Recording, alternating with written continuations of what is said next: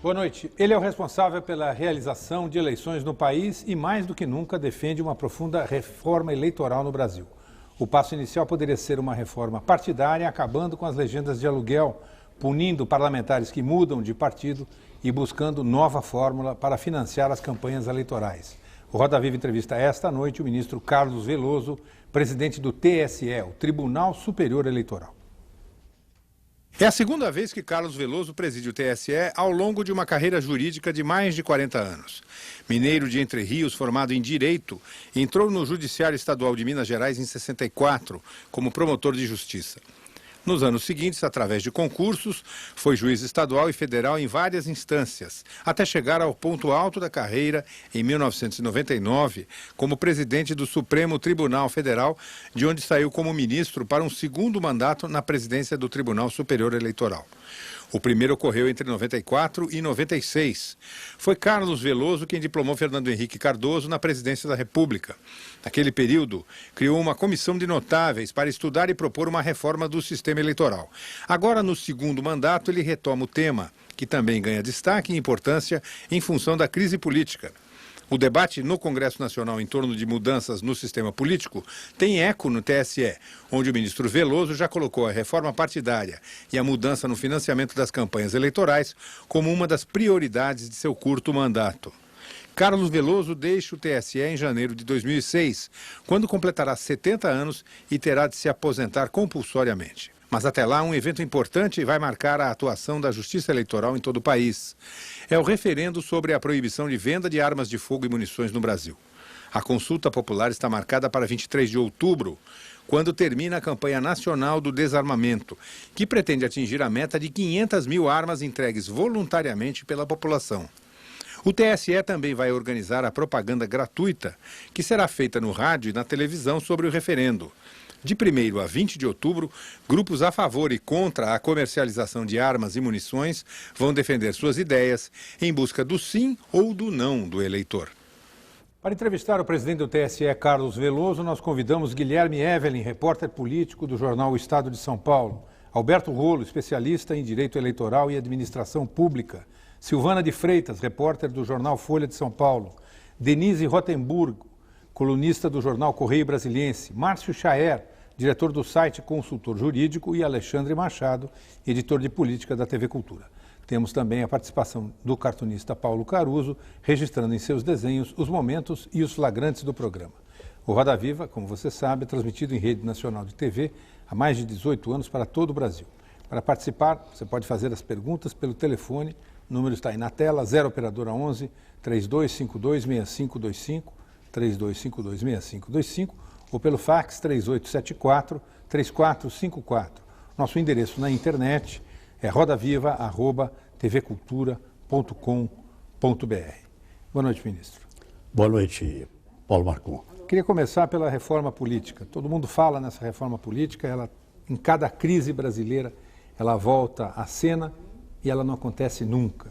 O senhor acha que ela acontecerá desta vez? Bom, a crise é grave e a crise costuma ter essa força, né, depura. Então, eu acredito que possa ocorrer sim a reforma. E depois, Paulo Marcon, eu acredito muito naquele núcleo bom, naquele núcleo de parlamentares dignos, honestos que temos no Congresso Nacional. E esses parlamentares, muitos deles se comunicam comigo, eles estão desejosos de fazer uma reforma política. Eles estão sofrendo com o que está ocorrendo. Então, eu penso que será possível, sim. Mas há uma espada do tempo sobre a cabeça de todos nós, porque depois do dia 30 de setembro, acabou-se a inana, digamos assim, como diria minha avó. Né? O princípio da anualidade, né? Artigo 16 da Constituição. Toda norma que interfira com o processo eleitoral deverá estar vigente um ano antes das eleições. Agora, já está se falando em fazer uma PEC para ampliar esse prazo. O senhor acha que não seria um pouco de casuísmo mudar o prazo, agora faltando 30 dias para acabar? Ô, Denise, talvez é casuísmo sim, mas é um casuísmo para o bem. Então, eu penso que seria útil, sabe? A propósito, presidente, esse momento é um momento propiciatório a mudanças, né? Quer dizer, então o país está todo traumatizado por tudo que aconteceu, está mais aberto a pensar nessas modificações. Agora, esse momento conturbado é bom conselheiro nesse momento? Quer dizer, é bom fazer reforma numa hora como essa ou talvez fosse melhor que se tratasse disso numa situação de mais tranquilidade? Isso seria o ideal. Mas o Paulo Marcum deixou claro, com toda a tranquilidade que tínhamos, não fizemos. Perfeito. Então, eu acho que é hora de fazer esta reforma. O senhor acha que deve ser uma reforma curta ou deve ser uma reforma abrangente, mesmo por nós estarmos agora no calor da crise política? Eu acredito que o que é possível agora é uma mini-reforma, que seja abrangente desses principais problemas que temos, não é? Uma mini-reforma que cuide um pouco... Quais são os problemas que o senhor acha assim, por mais exemplo, urgentes para serem atacados? O que eu acho mais urgente é o que diz respeito aos delitos eleitorais, é o que diz respeito às doações, à tomada de conta, financiamento das campanhas. Eu acho isso muito importante e da máxima urgência. A fidelidade partidária não tem a mesma grandeza? Ah, sem dúvida, a reforma partidária, mas ela é mais complexa. Da fidelidade. Ah, sem dúvida. Eu sempre que, em 1995, vocês lembraram bem, nós nomeamos uma comissão que a mídia chamou de notável, e essa comissão foi dividida em 5 subcomissões temáticas, e uma delas foi reforma partidária. E o que se preconizou foi mesmo a fidelidade partidária. A fidelidade partidária ela é fundamental, é básica. Se tivéssemos fidelidade partidária, não haveria essa troca de cadeiras, não é? Essa dança. E a fidelidade partidária teria que vir com listas fechadas também para a eleição, para reforçar, ou poderia ser feito sem que houvesse essa mudança? Hoje eu disse na Associação Comercial, estive lá antes de vir para cá, e então nós falávamos em sistema distrital misto, e eu dizia, os 50% no proporcional, ou listas fechadas ou listas abertas. E me perguntaram, o que o senhor gosta e prefere, a fechada? Eu falei, eu não tenho ainda uma Ministro, só vamos explicar para o telespectador o que é a diferença, porque eu acho que daqui a pouco nós vamos entrando no terreno da especialidade e o que é lista fechada, o que é lista aberta. Isso, hoje não há isso, certo? É verdade. Hoje os partidos pouco peso têm na eleição. Existe uma lista partidária, obviamente, mas ninguém é obrigado a escolher o partido A em todas as camadas, ou pode escolher fazer o voto camarão, aquele voto do jeito que bem... Perfeito, exatamente. As listas fechadas, o partido organiza numa convenção uma relação de candidatos e o faça assim por ordem de prioridade. Então, o primeiro seria eleito em primeiro... Seria o primeiro a ser eleito, o segundo, o terceiro e assim sucessivamente. Eu acho perigoso a lista fechada, porque isso teria que ser resolvido pelos partidos políticos numa convenção. E o doutor Rolo, que é especialista em direito eleitoral, eu não sei se vai concordar comigo. Estou concordando inteiramente, por enquanto. Eu não sei se os partidos políticos... Eu também acho que não estão preparados para isso. O senhor lembra da época da Justiça Eleitoral que tinha o observador eleitoral? Lembro-me. E aí acabaram com o observador eleitoral para os partidos decidirem internacópolis como eles quiserem. Então, quem me garante que vai haver uma convenção partidária, democrática, que vai fazer essa escolha de quem vai encabeçar a lista? Eu tenho muito medo de retornarmos à Primeira República. Isso. A Primeira República em que as eleições tinham cartas marcadas, não é? As famosas eleições do bigode faziam e com cartas marcadas. E essa ideia que o senhor mencionou dos 50%, o que seria? Ah, sim. É o distritão misto. Porque nós temos hoje o sistema proporcional puro. Esse sistema proporcional puro, ele é praticado no Brasil e, se não me engano, na Finlândia apenas, nesses 2 países. Se Apenas a Finlândia, um país pequenininho, estaria praticando esse sistema proporcional puro que nós praticamos, é sinal de que algo está errado. Ou seja, eu poderia ser candidato por toda a cidade de São Paulo, por exemplo, ou por Estado de São Paulo como um todo. Exatamente. Então, o que se tem nesse sistema proporcional puro? Os grandes adversários estão no próprio partido político. O candidato pobre tem muito prestígio numa cidade, pode ser eleito ali naquela região. Aí chega 2, 3 arreivistas com dinheiro no bolso e toma os votos desse correligionário dele.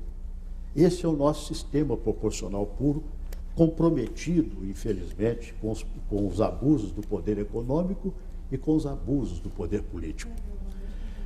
Então, o que eu sustento, que a comissão de temática em 95, nomeada pelo TSE, propôs, foi o distrital misto.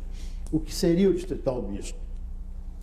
Teríamos distritos, e em cada distrito haveria uma eleição majoritária entre os candidatos locais, que seriam conhecidos dos eleitores. E a outra metade seria eleito por esse nosso sistema proporcional. Então, propiciaríamos também, porque o sistema proporcional... Que é o sistema alemão, né? Exatamente, o distrital misto. O proporcional puro, ele tem seus problemas, ele está comprometido com o poder econômico, sem dúvida nenhuma, mas ele tem também vantagens, porque é através do sistema proporcional que as minorias podem chegar ao poder. Então, tem 50% majoritário no distrito e 50% proporcional. Esse 50% proporcional poderia disputar nesta área aqui os nomes ilustres do Estado, as pessoas que tivessem prestígio nos Estados, porque o partido só aceitaria que disputasse desses 50% quem tivesse condição de ser votado no Estado. E depois o seguinte, por que não o distrital puro, que seria o majoritário, o que se pratica nos Estados Unidos, o que se pratica na Inglaterra? Por que não? Porque a experiência indica que o majoritário puro, ele conduz ao bipartidarismo. É o que temos nos Estados Unidos. É o que se tem na Inglaterra. Aliás, na Inglaterra temos 3 partidos, porém um deles não passa de filial do outro. Ministro, pois não? queria entrar numa outra questão aqui, porque imagino que essa questão seja para uma eleição posterior, para o ano que vem, de mais imediato. A gente tem um projeto que a CCJ do Senado já aprovou e que agora seguiu para a Câmara e que reduz o tempo de campanha, reduz o tempo de propaganda na TV, no rádio e na TV, e proíbe a pesquisa de intenção de voto 15 dias antes, né? Queria perguntar para o senhor o seguinte, será que um projeto como esse, quer dizer, a finalidade dele é baratear, mas ele pode ter, digamos assim, um efeito colateral de cercear a liberdade de informação? Essa é uma discussão que está colocada, né?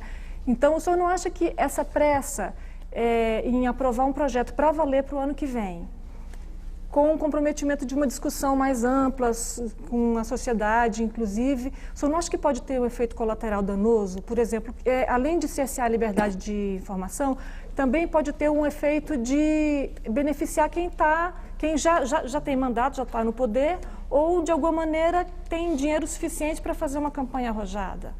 Mas veja, essa mini-reforma, ela no conjunto ela é boa. No conjunto. Esse tema posto por você, Silvana, é o mais polêmico. O problema da proibir pesquisas nos 15 dias anteriores ao pleito. Eu dei entrevista, me perguntaram, eu disse, eu não vou dizer que é inconstitucional, porque eu posso ser chamado a julgar e certamente serei no Supremo Tribunal Federal. Agora, que é uma questão altamente polêmica, que é uma questão que pode ser acoimada de inconstitucional, pode. Basta ler o artigo 220 da Constituição, que proíbe que seja impedida qualquer manifestação do pensamento e de informação. Então, é altamente polêmico isso. Mas o senhor não acha que, por exemplo, reduzir o tempo da propaganda eleitoral, do horário eleitoral gratuito, é a forma como muita gente tem de conhecer os candidatos, inclusive aqueles que não têm mandato, que são... Mas eu penso, sabe, Silvana, que o tempo proposto, 35 dias, não é? Ou 40, 35 dias, é suficiente. O que precisa é baratear as campanhas. Está se reduzindo o tempo justamente para baratear. Proibido, inclusive, externas. Proibido a maquiagem, né? Proibido transformar aquilo que eu disse pela primeira vez, e parece que até muitas pessoas gostaram, transformar o candidato em sabonete. Então, eu acho isso bom. As eleições vão ser mais enfadonhas? Vão. Mas serão mais honestas. Agora, como é que o tribunal vai controlar isso, no caso? Como vai ser possível saber se lá no Oiapoque, no Chuí, não estão distribuindo brinde, bottom, lá tem um juiz chaveiro, porque eleitoral. não vai poder... Sim, mas aí o candidato distribui e diz, não fui eu, alguém fez isso por mim. E como é que vai? Denise, essa isso é uma alegação muito usada. Muito usada. Mas como é que vai fazer? Os candidatos apanhados, né, nessas infrações, eles falam isso. Toda vez eles dizem, não fui meu adversário. Fizeram isso a minha revelia. Mas essa é uma alegação, eu vou usar uma palavra chula, fajuta. Não tem. Agora, veja, é possível fiscalizar, porque cada comarca tem um juiz eleitoral. E cada estado tem um tribunal regional eleitoral. E esse juiz eleitoral pode requisitar... Além do que um candidato polícia fiscaliza o outro. Isso, cada comarca tem dois brigando. Eu disse outro dia, quando lançamos no TSE, nós estamos lançando estamos fazendo o que é possível fazer sem necessidade de lei. Então, pedimos aos TRS que estabelecessem um projeto de a prestação de contas ser posta em meio eletrônico, na internet. E tivemos a colaboração do Tribunal do Maranhão, TRE do Maranhão, com o nosso pessoal no TSE, criamos um sistema, então. As contas serão postas na internet. Isso já está decidido? Já está praticamente decidido. E eu disse o seguinte, quando lancei para a mídia, os partidos políticos todos presentes, eu disse... O importante é que os partidos políticos se fiscalizem mutuamente. Então, eu dei até o exemplo, não é? Não sei se até exagerei na citação, porém achei que ela era proveitosa quando disse Montesquieu afirmou que somente o poder detém o poder. Os americanos criaram a doutrina dos checks and balances, né? Freios e contrapesos, um poder fiscalizando o outro. Então, a melhor das fiscalizações aí seria esta, dos partidos políticos se fiscalizando mutuamente, denunciando. E outra coisa, nesse sistema, o eleitor também poderá denunciar. Ministro, nós temos uma pergunta do ex-jogador de futebol Sócrates, o doutor, exatamente sobre poder. Ministro Veloso, quando é que o poder econômico não vai interferir mais nas eleições no nosso país? É difícil responder essa pergunta é embaraçosa. Impedir que esse poder econômico pratique intervenção 100%, eu não acredito. Mas nós podemos endurecer e impedir e avançar aí uns 80%. Hoje, aliás, há uma entrevista que está na Folha de São Paulo de um professor da Harvard, um mexicano que é Alejandro Poiré. Ele diz isso. É muito difícil impedir que o poder econômico fique 100% fora do processo eleitoral. A gente precisa lembrar que no passado, por exemplo, só quem tinha posses, quem tinha propriedades, por exemplo, podia ser candidato. Isso já aconteceu no Brasil. E veja, se não tivéssemos o horário eleitoral gratuito, propiciando a todos os candidatos darem o seu recado, se comunicarem com seus eleitores, como seria? Somente os ricos. E esse horário eleitoral gratuito é forma de participação do poder público no financiamento das campanhas. Eu faço a pergunta, todos, ministro, porque a maior parte dos partidos tem aqueles 3 ou 4 privilegiados que vão para a TV e aparecem no horário eleitoral gratuito e o resto do pessoal não aparece. E não há como intervir lá dentro por causa daquele dispositivo que fala interna corporis. Quando é que nós vamos tirar esse interna corporis e poder intervir nos abusos cometidos pelos partidos? Não, mas eu sempre sustentei, doutor Rolo, que sempre que houver uma alegação de violação de direito, lá deve estar o juiz para fazer valer a vontade concreta da lei. Ministro. Está na Constituição, não é? Inciso 35 do artigo 5º da Constituição. A lei não excluirá da apreciação do Poder Judiciário lesão ou ameaça a direito. Quer dizer, essa é a norma maior pela qual devem se orientar todos os juízes. O máximo que eu consegui para candidato magrinho, pequenininho, presidente, foi aparecer por força de decisão judicial 1 ou 2 vezes, porque os tubarões apareciam a maior parte das vezes, em qualquer partido. Quer dizer, veja, é um problema realmente dos partidos, não é? Do partido político. O que se pode fazer para impedir, coibir o Caixa 2 frente aos últimos acontecimentos que estão sacudindo o país? Ficou caracterizado que o PT fez um Caixa 2 para a sua campanha. Os candidatos eleitos pelo PT seriam considerados inelegíveis a partir dessa falta grave? O Caixa 2 em campanha política é uma realidade. Como o Congresso Nacional que faz a legislação eleitoral, eu pergunto, os tribunais eleitorais têm condições e têm instrumento suficiente para fiscalizar essa prática irregular? Recentemente, em entrevista ao jornal A Gazeta aqui de Vitória, um juiz do TRE admitiu que o Caixa 2 é uma instituição nacional e que é praticamente impossível controlar o financiamento irregular de campanhas.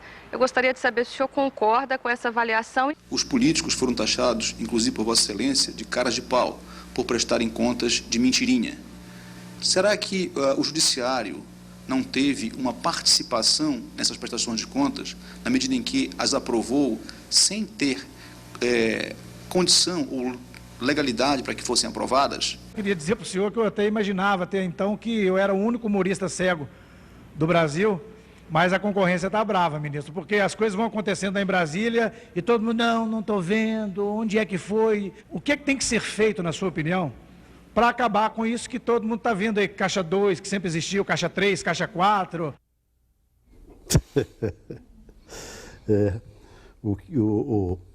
Eu acredito assim que até que a justiça tenha, de certa forma, falhado. Falhou por quê? Porque devia confiar nos partidos políticos.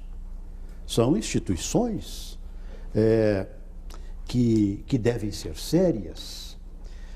De outro lado, os meios de que dispõe a justiça para tomar essas contas são meios deficientes, sim, são. Nós temos no tribunal, no TSE, uma seção que cuida disso com apenas 5 pessoas. Temos lá a chefe dessa seção, a contadora Leonice, uma pessoa... Já pedi emprestado para os tribunais de contas idealista. Dos municípios, né? Tem pois tanta gente sem fazer nada. Olha, sabe que está, sim, a lei dos partidos políticos faculta ao TSE requisitar. Já conversei com o presidente do Tribunal de Contas da União e ele ficou muito entusiasmado. Ele é um homem que também não concorda com isso.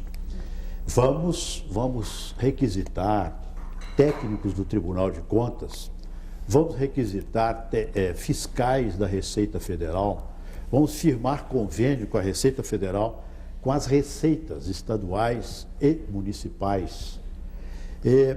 Vamos fazer inspeção in loco, auditorias in loco, quer dizer, na sede dos partidos políticos e também nas empresas que tenham feito doações e que estejam sob suspeita. Vamos sim. Tomamos essa providência que já divulgamos, né, gente? Passamos para os partidos políticos. As prestações de contas serão feitas em meio eletrônico. Ministro, sim? Nem todos os países têm justiças eleitoral. O Brasil optou por ter uma justiça para tratar exclusivamente de assuntos eleitorais. Como é que é possível que o TSE tenha apenas 5 funcionários para verificar a prestação de contas? Já que nós temos uma estrutura dentro do Poder Judiciário destinada especificamente para eleições. Não é uma falha, não é uma distorção? Eu acho que sim. Agora, costuma-se afirmar que o juiz isso, aliás, saiu da moda dizer isso, mas dizer o juiz é marajá. O Poder Judiciário tem todos os confortos. Isto não é verdade. Acabou de ter mais um aumento, né, ministro? Dos juízes federais. Não, porque precisava fixar o teto, certo? E eles vão ter, os juízes de primeiro grau vão ter realmente um aumento muito bom. O que nos cargos superiores, ministro Supremo, ministro dos Tribunais Superiores, vai ser muito pequeno. Vai ser muito pequeno. Eles saíram ganhando com esse subsídio. Mas então, voltando ao que eu dizia, uma vez eu mostrei meu contra-cheque, eu era presidente do Supremo, mostrei uma grande entrevistadora brasileira, meu contra-cheque, eu achei inacreditável. Eu disse, isso é do presidente do Supremo, vamos descendo até o juiz substituto. Eu notei que ela talvez tenha reformulado o seu ponto de vista. Falam que o judiciário tem todos os confortos. Não tem, não. Mas tem estrutura. Ministro, mas nesse caso aí... A estrutura é deficiente. Agora, a crise teve esta vantagem. Vamos fazer isso. Vamos agir em conjunto com o Tribunal de Contas da União. Vamos agir em conjunto com as receitas federais, estaduais e municipais. Vamos fazer inspeções em loco, no local, quer dizer, na sede dos partidos e nas empresas. Eu acho que isso vai intimidar muito, sabe, então, Guilherme? Sabe por quê? Porque eles vão temer uma inspeção. Porque uma inspeção no local vai levar a descoberta de outras falhas, de outros até delitos. Então, isso vai intimidar. E você não acha que esse tipo de medida é muito mais efetiva que a tal reforma da legislação? Porque se atualmente já se desobedece a lei, vamos mudar a lei, vamos continuar desobedecendo. Quer dizer, enquanto que esse tipo de medida mais efetiva, a fiscalização, provavelmente iria adiantar mais, você não acha? Perfeito. Isso vai, inclusive, intimidar, né? Que eu dizia. Muitas empresas que fazem doações clandestinas vão pensar 2 vezes. Até porque depois estamos pensando também, sabe? Aliás, essa comissão está trabalhando e certamente amanhã já nos apresenta o trabalho. Essa comissão, essa parte de delitos, atualização dos delitos eleitorais. Por falar nisso, ministro. Principalmente das penas. Tem como relator o professor Ariel Dotti, da Universidade Federal do Paraná. Eu acredito que nesta semana ele nos apresente, a comissão nos apresente o relatório nessa parte. Por falar nisso, ficou uma pergunta dos telespectadores das várias capitais que acabou embolada na história do Caixa 2, que é a seguinte: esta comprovação, a eventual comprovação de que partidos utilizaram-se do Caixa 2 não tornam inelegíveis aqueles que assim atuaram? Eu tenho uma interpretação, aliás, meus colegas dizem, alguns advogados dizem que eu sou mão pesada, linha dura. Não sou, não. Eu acho que é preciso interpretar. Não se pode passar a mão na cabeça de bandido, não se pode passar a mão na cabeça do infrator. Eu interpreto, por exemplo, a legislação atual nesse sentido, é capaz de perder, pode levar a perder o mandato. Perdão, o registro do partido que age dessa forma. E isso é necessário haver uma iniciativa? Sozinho nessa interpretação. Está previsto na lei? A leitura que faço da lei é nesse sentido. Presidente, não está explicitado, né, ministro? Não é? A leitura que eu Pulou a faço... lei e perde o registro. A lei 9.504, não. Ainda bem que eu trouxe aqui o Código Eleitoral, né? 96, com a legislação. Artigo 28 caça registro. Correlato. Artigo 31 não caça registro. Na proporcional não está previsto não, presidente. Veja só. Bom, trata-se, vamos só lembrar proporcional, o telespectador, que trata-se da questão mais relevante que já foi abordada nesse programa, porque isso leva, na hipótese, aos partidos que cometeram irregularidades, há mais de um nessa condição, perderiam o seu registro. Mas a comissão do ministro tem já uma solução para caçar mandato de quem prestar mal as contas. E o ministro, se puder ser inconfidente, vai nos revelar isso aí. Mas atualmente não é? Não, é uma proposta para a próxima eleição, que a comissão dos notáveis do ministro Veloso vai decidir. Sim, o ministro falou que dizem que ele tem a mão pesada. Eu queria saber se a mão pesada entrará em ação. Com lei na mão, entra em ação. Não, se já consta da lei, então não precisa esperar um ano, não, porque ela já existe. O problema da lei é a leitura da lei. Diz a lei, o Tribunal Superior Eleitoral, após trânsito em julgado de decisão, determina o cancelamento do registro civil e do estatuto do partido contra o qual fique provado ter recebido ou estar recebendo recursos financeiros de procedência estrangeira. 2. Estar subordinado à entidade ou governo estrangeiros. 3. Não ter prestado, nos termos desta lei, as devidas contas à Justiça Eleitoral. O que o doutor Rolli entende por devidas contas? Devidas contas partidárias, contas eleitorais de campanha são aquelas previstas no 31.1. É vedado aos partidos receber direto e indiretamente e tal, de entidade ou governo estrangeiro, que é o que o pessoal está querendo caçar o registro por doação. Devidas contas é não prestar as contas como deveriam ser prestadas. Agora, presidente... Ou seja, provou Caixa 2, dá para caçar o registro do partido, é isso? E veja aqui. É o que o ministro está dizendo para nós. Outro artigo que diz o seguinte aqui. Presidente, no artigo 32 da 9.504, não se obriga apenas 180 dias guardar os documentos? Depois de 180 dias vai tudo para o espaço? Esse dispositivo não estou muito... Artigo? 32 da 9.504. Ah, sim, das eleições. Isso. Mas veja aqui, vamos resolver primeiro essa questão aqui do Caixa 2. Constatada a violação de normas legais ou estatutárias, ficará um partido sujeito às seguintes sanções. Então, no caso de recurso de origem não mencionado ou esclarecido, fica suspenso o recebimento das cotas do fundo partidário até que os esclarecimentos sejam aceitos pela Justiça Eleitoral. Essa é a única punição, não é? Vamos lá. No caso de recebimento de recurso mencionado no artigo 31, fica suspensa a participação no fundo partidário por 1 ano. Ao partido, não ao candidato. No caso de recebimento de doações cujo valor ultrapasse os limites previstos no artigo 39, parágrafo 4, fica suspensa por 2 anos a participação no fundo partidário, etc. Perfeito? Sim. Até agora só o partido. O candidato está livre e solto. Há um outro dispositivo que precisa ser... O senhor pegou firme aí no 28 e me deixou preocupado. Tomado em linha de conta. Só um instante. Podemos ir até a resolução, porque hoje me chamaram a atenção para a resolução e eu acho que a resolução não altera esta leitura, quando na resolução se diz que poderá perder esse fundo partidário sem prejuízo do disposto no artigo 39, inciso 3º.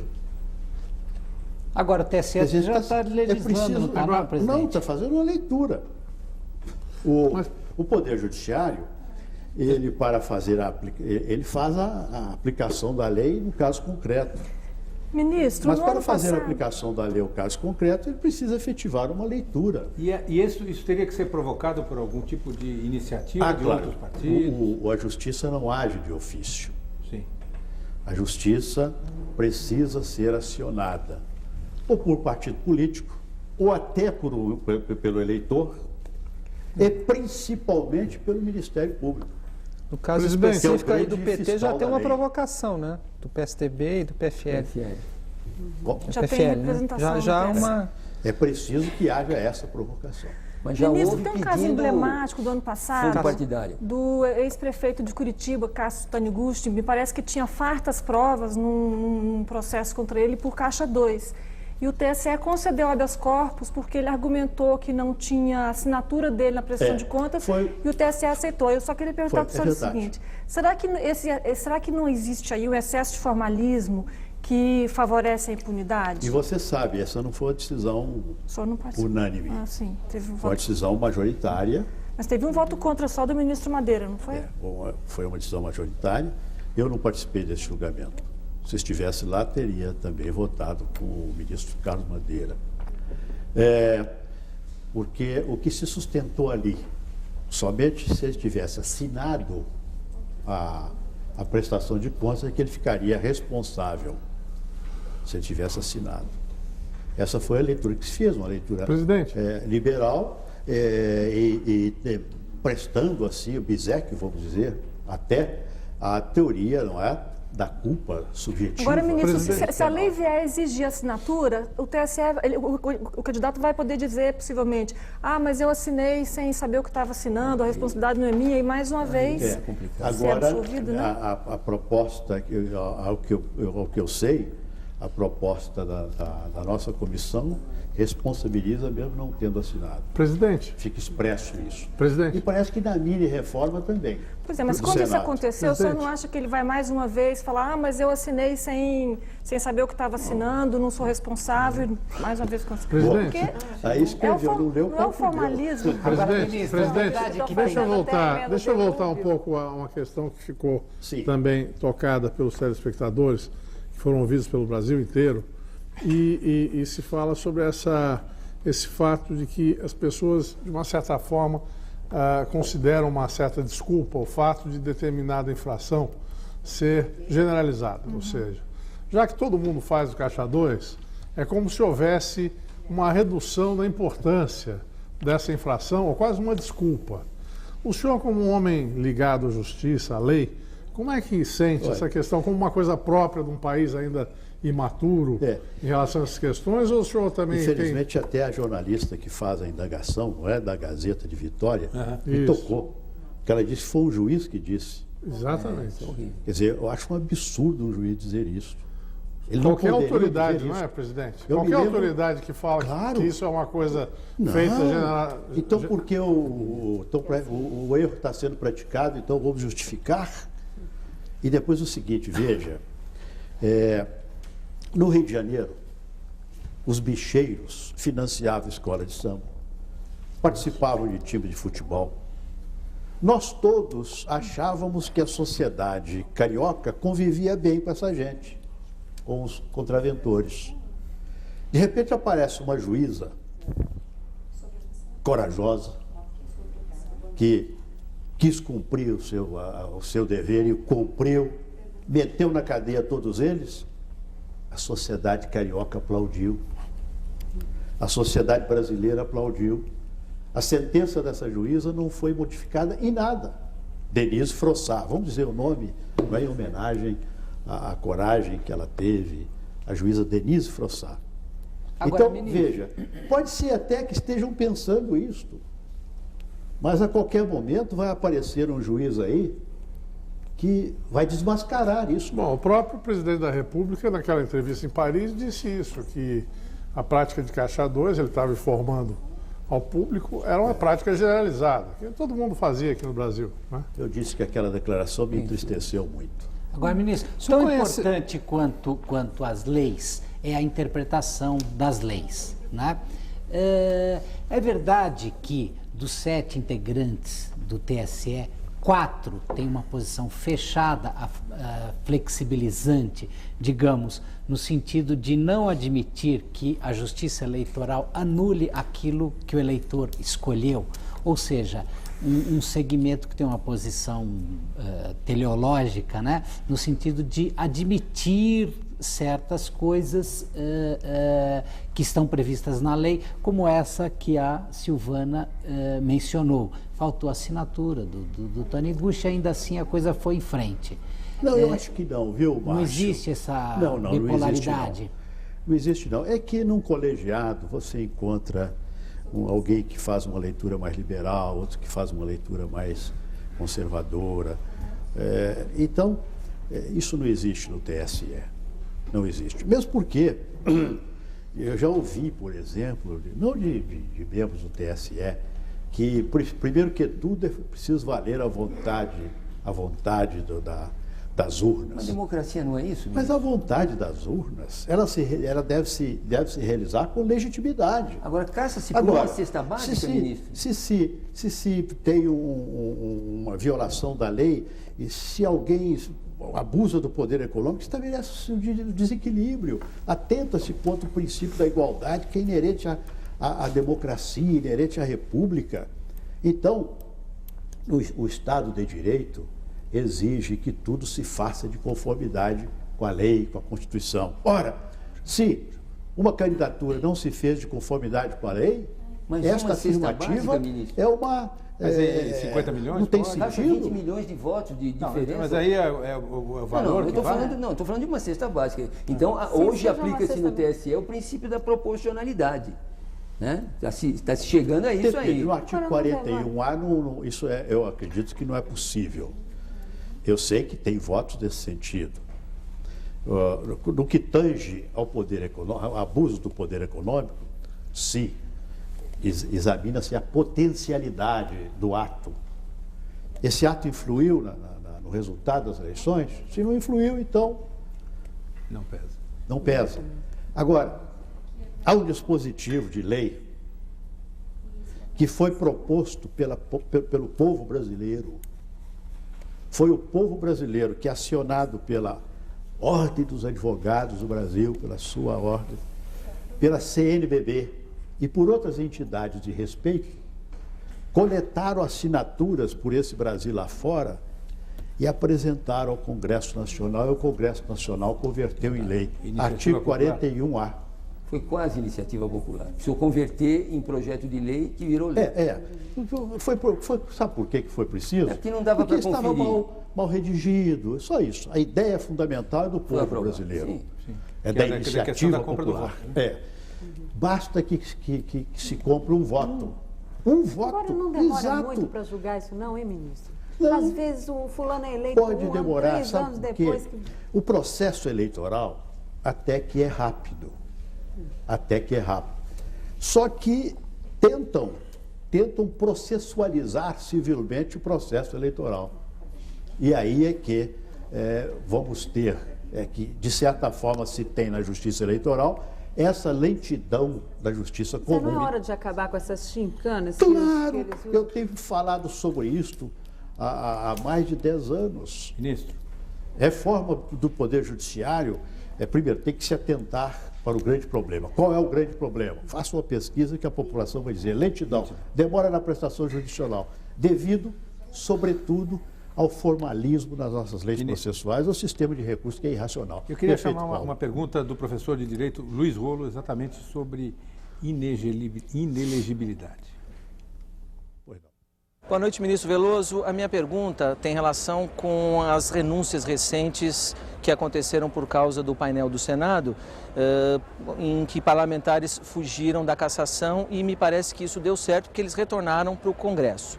Agora, recentemente, outro parlamentar renunciou também com o mesmo objetivo de pretender concorrer na eleição o ano que vem e não ter nenhum prejuízo com seus direitos políticos. Então eu pergunto para o senhor, ministro, é possível agora, já para que isso não volte a acontecer, criar uma outra inelegibilidade na Lei 64/90, prevendo a inelegibilidade pelo restante do mandato, pelo tempo remanescente e por mais 4 anos para aqueles parlamentares que renunciarem com o único objetivo de fugir da cassação? Bom, já me foi perguntado numa entrevista que dei o que eu achava disso. Falei, isso é uma farsa. Isso é uma farsa. Nós temos que acabar com isso, sim. Agora, isso depende daquele núcleo sério, honesto que o Congresso, que tem lá no Congresso. Esperamos que ele haja. O Judiciário, mesmo diante da renúncia, o Supremo Tribunal Federal, mesmo diante da renúncia do presidente Collor, mandou continuar o processo. Lembra-se? Acho que isso pode acontecer. E a pena que eles chamavam de acessória, mas que no fundo é uma pena que não é acessória, não, é uma pena autônoma, foi aplicada. Quer dizer, o Congresso precisa meditar sobre isso, porque não fica bem a renúncia é uma confissão. E ele volta depois. Ele volta depois. Não é? Por que volta? Talvez porque utilize do poder econômico, é um jeito simpático na região, e aquela história toda. É possível fazer valer a vontade da urna aí? Se essa vontade está poluída? Vamos a mais um giro pelas capitais brasileiras, onde o Roda Viva tem procurado saber o que pensam as pessoas sobre a atual crise política e suas perguntas e dúvidas sobre o que fazer diante da atual crise. Vamos ver. Nesta crise política e institucional, nestes prazos extremamente curtos, aquilo que todos esperávamos, uma reforma política com vitalidade, com coragem, é possível? Gostaria de saber qual ponto que o senhor acha que o Congresso Nacional pode barrar da reforma política? Eu gostaria de saber, na sua visão, o que é possível fazer para combater a infidelidade partidária, bem como os partidos de aluguel. Não seria mais conveniente fazer uma reforma do sistema eleitoral por via constitucional, e incluindo, inclusive, a possibilidade do voto distrital? Como é que vai ser a dissolução desses pequenos partidos, né, ou partidos de aluguel, como a gente costuma chamar, uma vez que esses pequenos partidos, muitos candidatos se utilizam dele para serem eleitos, porque precisa de uma margem menor de votos, e posteriormente eles abandonam esse partido e passam para um partido maior. Depois de tanto escândalo, depois de tanta desilusão da população, como nós vamos acreditar que uma reforma política vem em benefício do país? É possível que amanhã a Comissão de Constituição e Justiça da Câmara vote o projeto do que está sendo chamado de reforma política. Um dos pontos desse projeto é muito polêmico, é aquele que veta a divulgação de pesquisas eleitorais 15 dias antes do dia da eleição. Qual é a sua opinião a respeito desse ponto do projeto? Vou começar com a pergunta do Nublado, não é? Isso, a última. Jornalista. Nosso mestre blogueiro. Perfeito, Eu penso o seguinte, eu não vou dizer que esse dispositivo é inconstitucional, porque eu posso responder a Silvana nesse sentido. Eu certamente vou ser chamado a julgar uma ação direta que tem esse dispositivo como objeto, o Supremo Tribunal Federal. Então eu não vou dizer que é inconstitucional. Mas vou dizer o seguinte, pode ser acoimado de inconstitucional. O artigo 220 da Constituição, ele é de uma clareza, diz assim o artigo 220 da Constituição. Vejam só. Então, os senhores tirem as suas conclusões. Diz assim, a manifestação do pensamento, a criação, a expressão e a informação sobre qualquer forma, processo ou veículo, não sofrerão qualquer restrição observado o disposto nessa Constituição. O senhor não precisa dizer mais nada, né? Agora, não passou isso no TSE, ministro? Um caso da Folha? Não, já não passou por lá? O senhor já não julgou um caso desse? Nós julgamos um caso desse. Acho que da Folha de São Paulo. Me parece que foi no Supremo Tribunal. Então, no Supremo. Isso. O advogado era o Manuel Alceu, do Estadão. Pois é. Digo, o advogado não, o juiz daquela época, tinha assento aqui. Já existe até um precedente, né? Eu acho que tem esse precedente da Folha já. Existe até um precedente. Agora, vejam, na Suprema Corte norte-americana construiu-se uma doutrina muito interessante, a da razoabilidade do ato. Os tribunais europeus falam na proporcionalidade. No fundo tem-se a mesma coisa. Então, se você entende que uma pesquisa influi positivamente ou negativamente no eleitorado, eu penso que seria possível impedir a divulgação dessa pesquisa nos momentos finais da campanha. 2 dias antes, 3 dias antes. É razoável. Como, aliás, já é, né? Como já é. Eu acho que aí é razoável. Porque a justiça tem 2 pratos. Não é? De um lado estão os sagrados direitos individuais da pessoa humana, os sagrados direitos humanos que nós consideramos sagrados. Mas no outro prato estão também os sagrados direitos da coletividade. Ministro, eu estou com uma curiosidade danada, então, porque o senhor no intervalo... Se influi, é razoável proibir nos momentos finais, em que se exige uma reflexão do eleitorado. Desculpa interromper, o senhor no intervalo, o senhor disse que achou aquele artigo que, referente à prestação de contas que pode levar à cassação do partido político, e eu fiquei aqui na maior curiosidade para saber o que o senhor vai contar para a gente. Veja, com vistas ao doutor Alberto Rolo, que é especialista em direito eleitoral. Artigo 55. A falta de prestação de contas ou sua desaprovação total ou parcial implica a suspensão de novas cotas do fundo partidário. Mas continua a leitura. E sujeitará os responsáveis às penas da lei, cabíveis na espécie, aplicado também o disposto no artigo 46.3 destas instruções. É o artigo 37, caput da lei dos partidos políticos. E o que diz o 46.3 das instruções? 46. O Tribunal Superior Eleitoral, após trânsito em julgado de decisão, determinará o cancelamento do registro civil e do estatuto do partido contra o qual fique provado. E fará imediata comunicação aos tribunais regionais eleitorais e este da mesma forma aos juízes eleitorais. 1. Ter recebido ou estar recebendo recursos financeiros de procedência estrangeira. 2. Estar subordinado à entidade ou governo estrangeiro. 3. Não ter prestado nos termos dessas instruções as devidas contas da Justiça Eleitoral.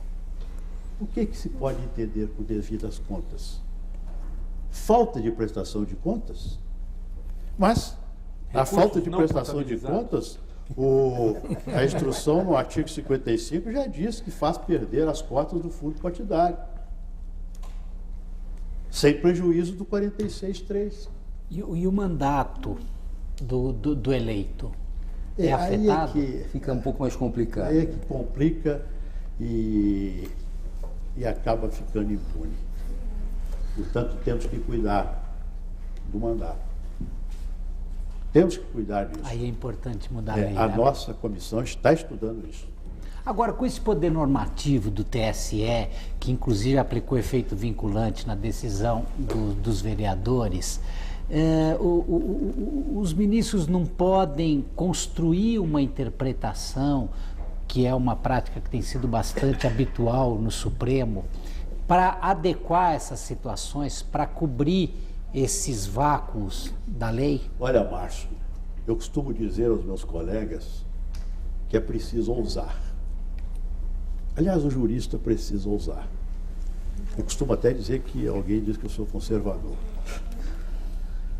Mas é preciso ousar. Veja, o Tribunal Superior Eleitoral, em 1945, ousou e tem motivos para se orgulhar dessa ousadia. O presidente Getúlio Vargas convocou uma assembleia para, no fundo, apenas reformar a polaca, Constituição de 1937. Setores da política não concordaram com isso. E fizeram uma consulta ao Tribunal Superior Eleitoral, indagando se aquela assembleia que seria eleita pelo povo brasileiro teria poderes constituintes originários. Depois de muita discussão, havia um ministro que entendia que o TSE não tinha competência para responder aquela consulta. Depois de muita discussão, o TSE respondeu: terá poderes constituintes. Aquela Assembleia, com estes poderes constituintes originários, elaborou, votou e promulgou uma Constituição notável, a Constituição de 1946. E todos nós reverenciamos por ser uma Constituição democrática. Então é preciso ousar. Nesse momento, neste caso, por exemplo, que ele citou dos vereadores, olha, o Supremo Tribunal Federal decidiu uma questão constitucional que tem caráter objetivo. Por que tem caráter objetivo?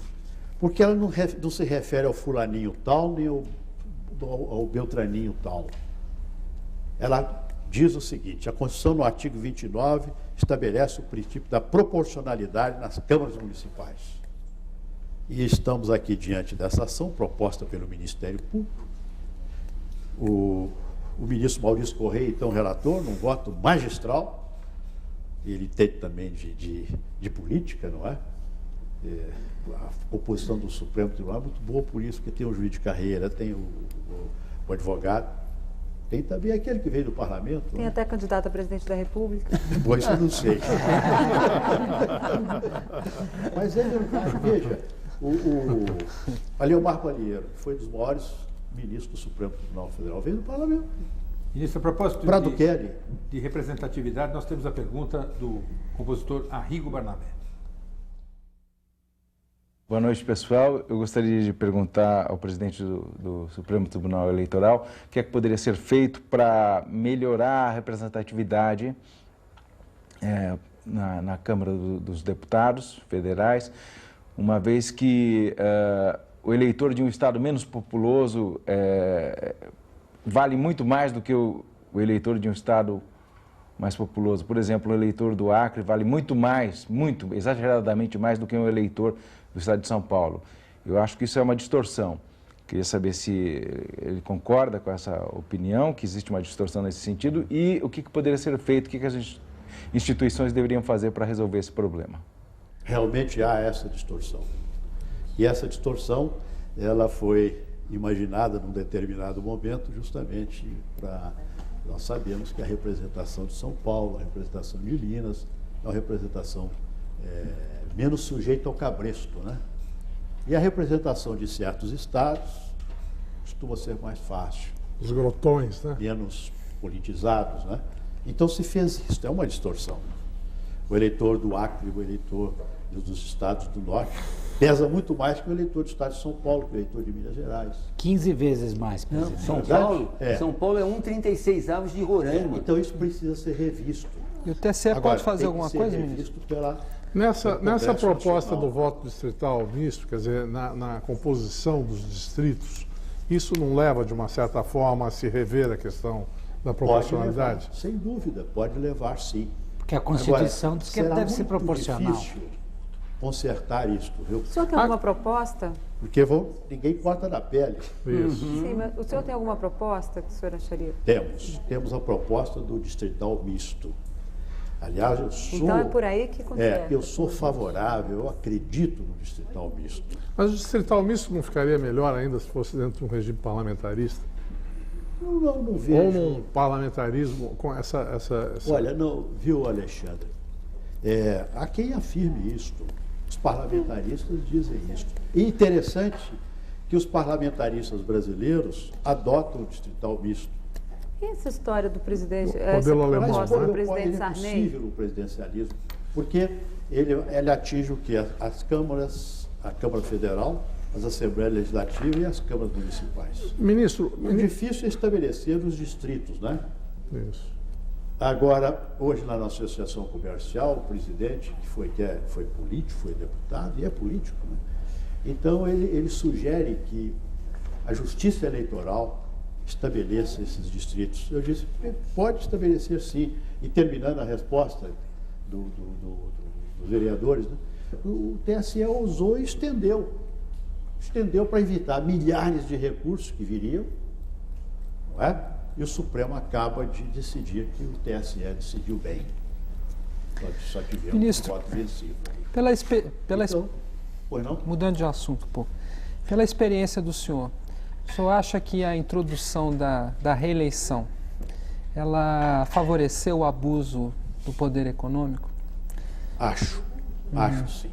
O senhor acha que seria uma boa providência rever, Reeleição não está na tradição republicana brasileira. Eu sempre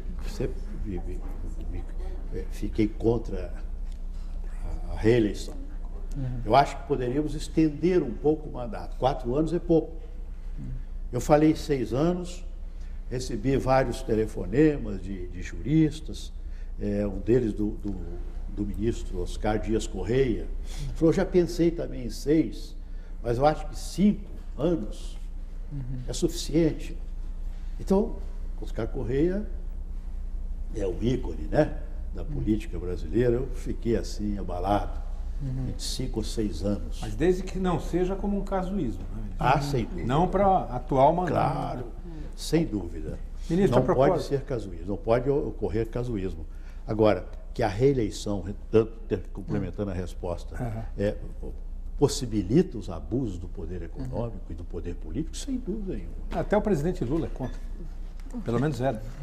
Aliás, a propósito de uma outra questão importante da reforma política, nós temos a opinião de várias pessoas que foram ouvidas aí pelo Brasil afora, por intermédio das emissoras públicas, que é a questão do financiamento público para as campanhas eleitorais, que seria, para algumas opiniões, uma forma de romper justamente com o caixa 2 da política. Vamos ver. A distribuição de verba pública para campanhas políticas se dará de forma igualitária, para que não ocorra prejuízo para os partidos menores e recém-criados? Eu gostaria de perguntar ao ministro Carlos Veloso se ele acha justo um país com carência de recurso para aplicação nas prioridades que são educação, saúde e segurança, aplicar esses recursos públicos em campanhas eleitorais. Quais os limites de uma reforma política sem financiamento público? Com relação às campanhas, são sempre muito milionárias e uma das coisas que encarecem as campanhas são os showmícios. O que fazer em relação aos showmícios? A Justiça Eleitoral, ela está aparelhada para fiscalizar uma campanha eleitoral financiada por dinheiro público? A minha grande preocupação é que alguns dos partidos incorram na proibição constante da lei dos partidos políticos de recebimento de verbas de governos ou entidades estrangeiros. Sabe o nobre ministro Veloso que isto é um dos motivos para cassação do partido. Muito bem. Começo respondendo assim, curto e grosso. Sou contra jogar dinheiro público em campanhas políticas. Por quê? Olha, veja, porque temos outras prioridades. Mas eu o vinha dinheiro para que cá está na financiando rua, a campanha hoje em dia não é público também? Vi dezenas de crianças, viu? Desvia fazendo malabarismo, pedindo esmola nos faróis. Essas crianças precisam ser recolhidas, ter escolas para elas. Segundo, saúde. Aliás, ele fala também em segurança. Perfeito, essa insegurança que temos por aí, não é?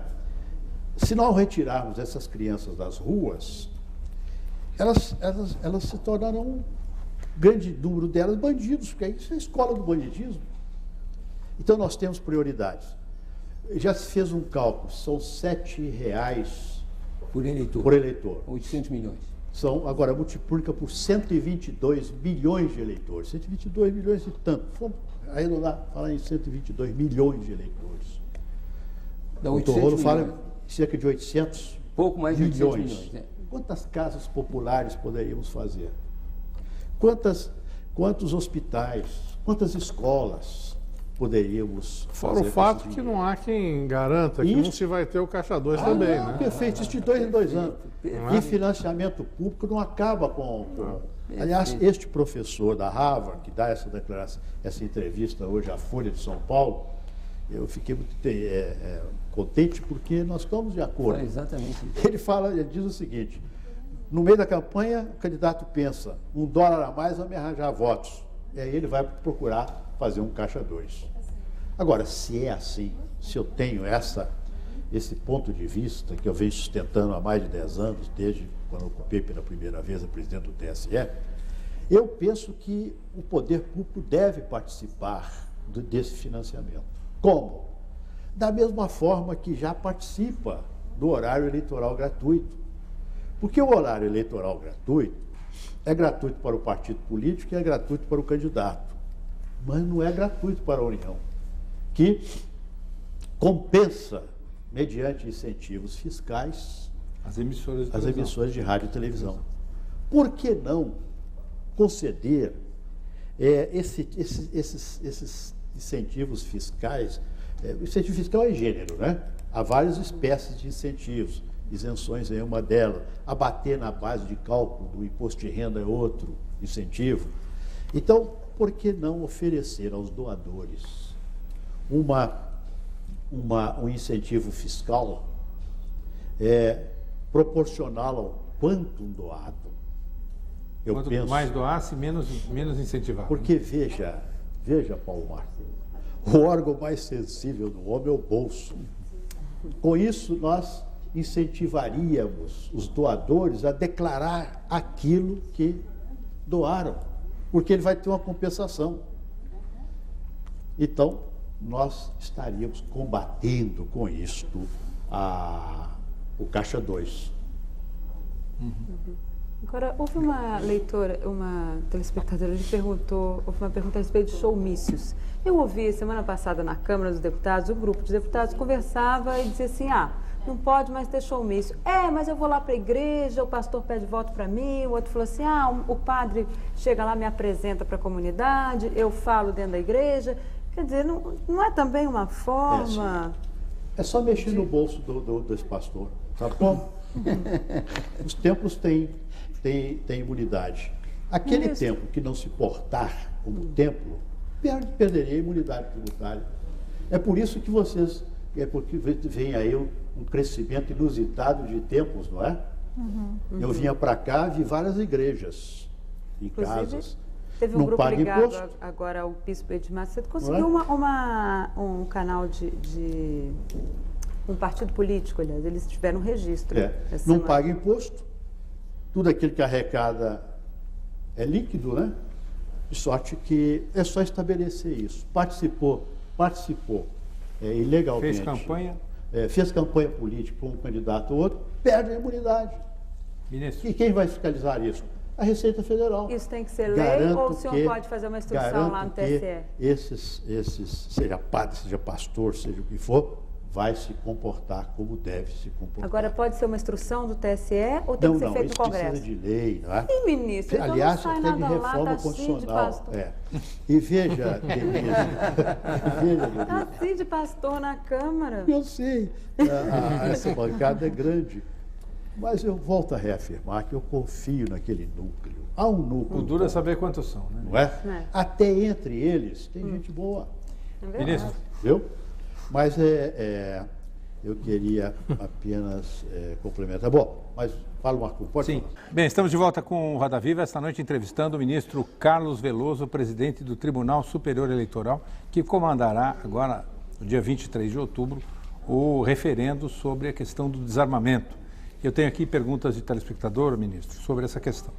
Donizete, que é da Aclimação, funcionário público, diz o seguinte: o ministro defende o desarmamento com a intenção de acabar com a violência, e essa posição não seria positiva apenas para os ladrões, uma vez que a população desarmada não tem como se defender? Eric Borges, da Ilha Bela, advogado, pergunta se o senhor acha que ficou clara a intenção da campanha de desarmamento para todos os níveis da população. Rui Fulgêncio, de Belo Horizonte, Minas Gerais, pergunta qual a opinião do senhor a respeito do desarmamento, se o senhor acha que será aprovada esta questão aí de proibição da comercialização de armas e de munições no Brasil. Marco, todas essas perguntas eu não tenho condição de responder, sabe por quê? Porque eu vou presidir esse referendo, não é? Serei uma espécie de árbitro. Então, se eu falar a favor do desarmamento, eu vou ficar considerado impedido pelo outro lado. Mas tem uma que o senhor pode responder, o senhor quer ver? Não é? O senhor quer ver como eu vou botar? Armando Sá Fortes, de Curitiba, pergunta o seguinte: por que se gastar mais dinheiro com o referendo do desarmamento do que hoje se gasta com a construção de penitenciárias? Bom, essa é uma pergunta interessante, não é? Inteligente. Agora, eu quero dizer o seguinte: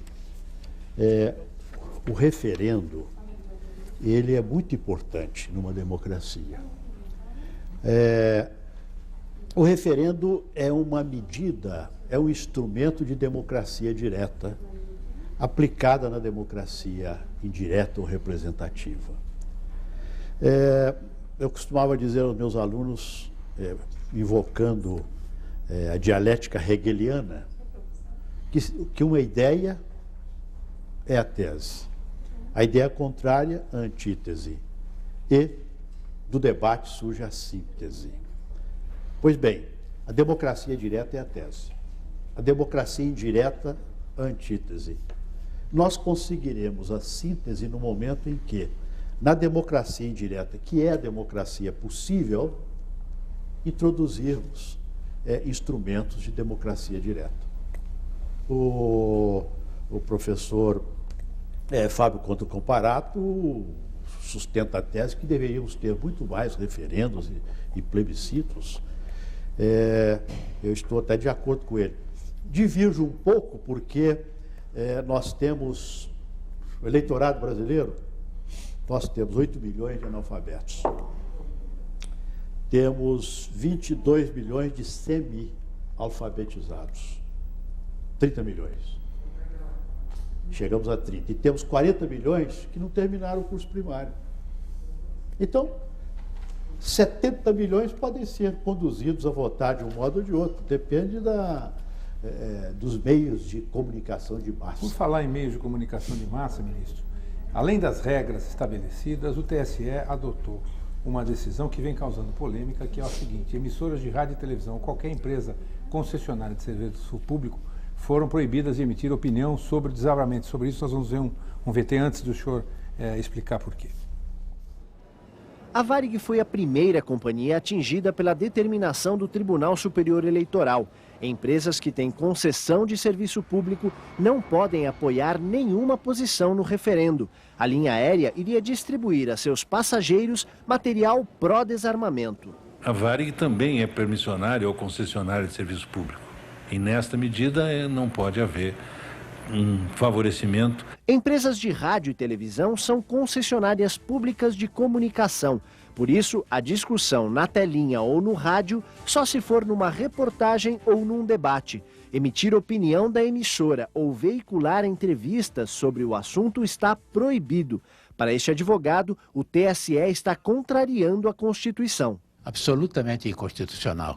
Os meios de comunicação, graças ao artigo 220 da Constituição, têm assegurado a liberdade integral de manifestação, só podendo ser punidos a posteriori se houver abuso. Não é o caso. O ministro do TSE, relator da resolução, diz que é mais importante garantir a igualdade na disputa do que a liberdade de expressão. A liberdade de expressão tem que coexistir com o outro princípio básico, que é o da igualdade na disputa.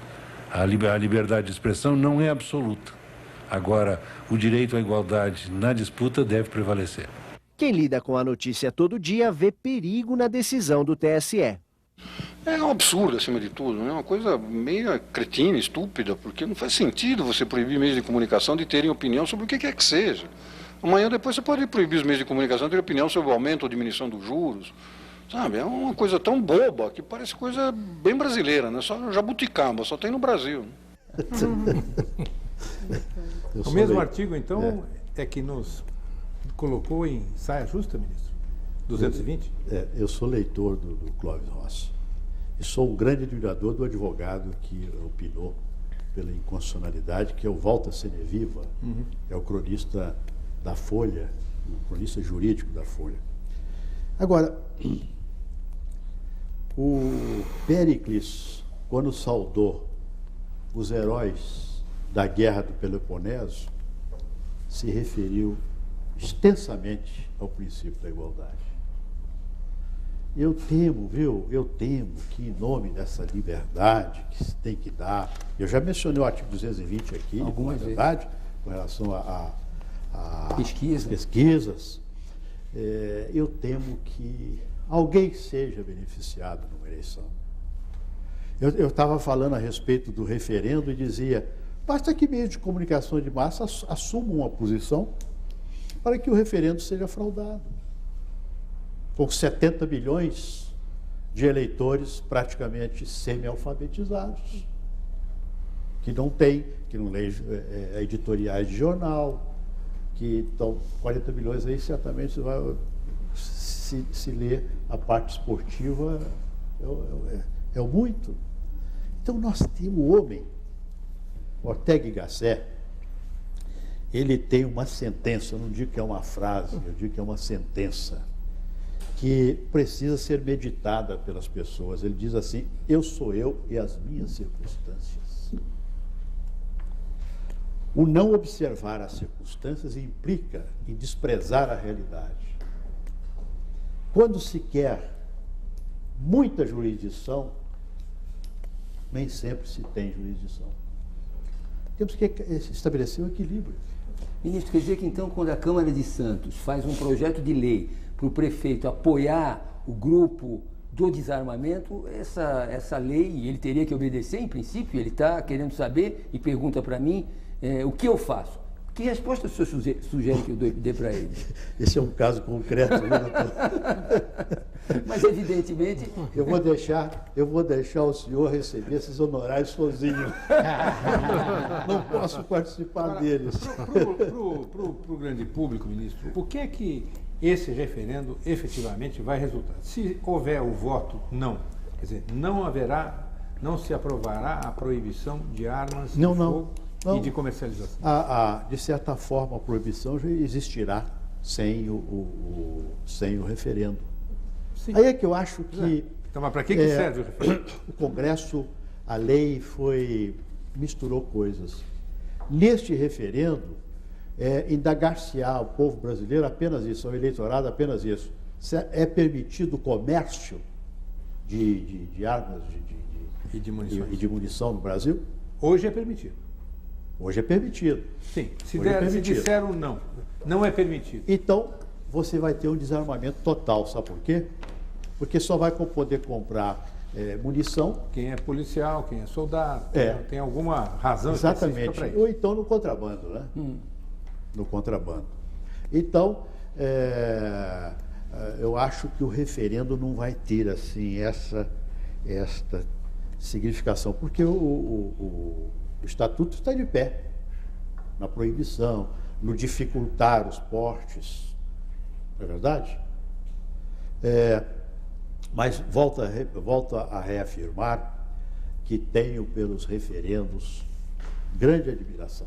Agora não dá para fazer junto com as eleições, de forma a baratear esse custo, sim. Como é nos Estados Unidos, que eles perguntam tudo na eleição? Podia sim, mas a lei veio e estabeleceu que será no dia 2 de outubro. Então eu disse para os parlamentares, 2 não vai dar, mas quem marca a data é o TSE. Então, Ministro, no mês de outubro, marcamos para o dia 23. Mudando sem mudar o assunto, nós estamos com uma emenda que propõe a extensão, a prorrogação da aposentadoria compulsória dos 70 para 75 anos. Se for aprovado, o senhor poderá presidir as eleições do ano que vem. O senhor é a favor da extensão da compulsória? Veja que pergunta embaraçosa, né? Realmente, se essa emenda passar, eu vou continuar. Juiz gosta de trabalhar na magistratura, não é? Eu estou fazendo, depois de amanhã, completando 51 anos de serviço público, quase 40 só na magistratura. Então, continuaria. Se não passar, vou trocar de lado, viu? Vou fazer uma advocacia de consultoria, tem até convite para ir para o exterior, professor visitante, mas acho que fica aqui mesmo, porque tem minha família, meus netinhos, né? Pois bem, se passar, eu o senhor fico. estará lá. Se não, está certo.